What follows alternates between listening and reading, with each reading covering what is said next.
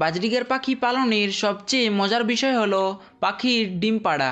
আর এই সময়টা আমাদের প্রত্যেক পাখি প্রেমীদের কাছে খুবই বিস্ময়কর। তো বাজরিগার পাখির ডিম পাড়ার লক্ষণগুলো কি কি আর কিভাবে বুঝবেন আপনার পাখি ডিম পাড়বে, সেটাই জানতে পারবেন আজকের এই ভিডিওর মাধ্যমে। তো আসুন ভিডিওটি শুরু করি। বাজরিগার পাখির ডিম পাড়ার লক্ষণগুলোর মধ্যে প্রথম যে লক্ষণটা দেখতে পাবেন সেটা হলো আপনার পাখি ঘন ঘন মিটিং করবে। এই বিষয়টা দিনে অন্ততপক্ষে 3 থেকে 4 বার লক্ষ্য করবেন। যদি এরকমটা দেখেন তাহলে বুঝে নেবেন খুব শীঘ্রই আপনার পাখি ডিম পাড়বে। বাজরিগার পাখি মিটিং করার পরবর্তী 10 থেকে 15 দিন পর ডিম পেড়ে থাকে। এরা গড়ে প্রায় 2 থেকে 12টি পর্যন্ত ডিম দিয়ে থাকে, তবে এটা নির্ভর করে মা পাখির হেলথের উপর।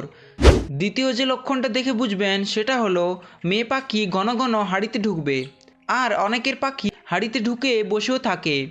তো এটাও লক্ষণ যে খুব তাড়াতাড়ি আপনার পাখি ডিম পাড়বে।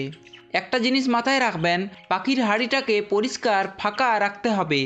কোনো রকম খড়কুটো দেওয়া চলবে না, কারণ বাজরিগার পাখির জন্য কোনো রকম খড়কুটোর প্রয়োজন হয় না। 3 নাম্বার যে লক্ষণটা দেখে বুঝবেন সেটা হলো পাখির তলপেট বা লোয়ার অ্যাবডোমেন।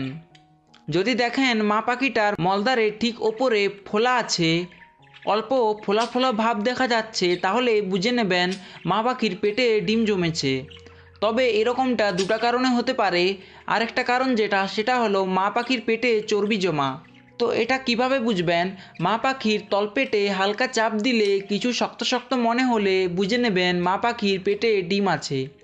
আর যদি কিছু থলথলে নরম মনে হয় তাহলে বুঝে নেবেন মা পাখিটার পেটে চর্বি জমে গেছে। এছাড়া সবচেয়ে বড় যে কারণটা দেখে বুঝবেন সেটা হলো মা পাখি বেশি বেশি করে খাবার খাবে।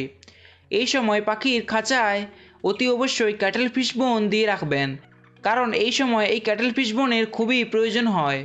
তাই অতি অবশ্যই খাঁচার একটা কর্নারে এই ক্যাটেল ফিশ বোনটা দিয়ে রাখবেন। এবার জানবেন ডিম দিলে কি করা উচিত। বাজরিগার পাখি ডিম পাড়ার পর যতটা সম্ভব তাকে প্রাইভেসি দেওয়ার চেষ্টা করবেন, কারণ ডিমে তা দেওয়ার জন্য বাজরিগার পাখি যথেষ্ট প্রাইভেসি প্রয়োজন হয়। পাখি দুটোকে একটা খাঁচার মধ্যেই রাখবেন। অনেকেই কি করেন, মেয়ে পাখিটা ডিম পাড়লে খাঁচা থেকে ছেলে পাখিটাকে সরিয়ে দেন।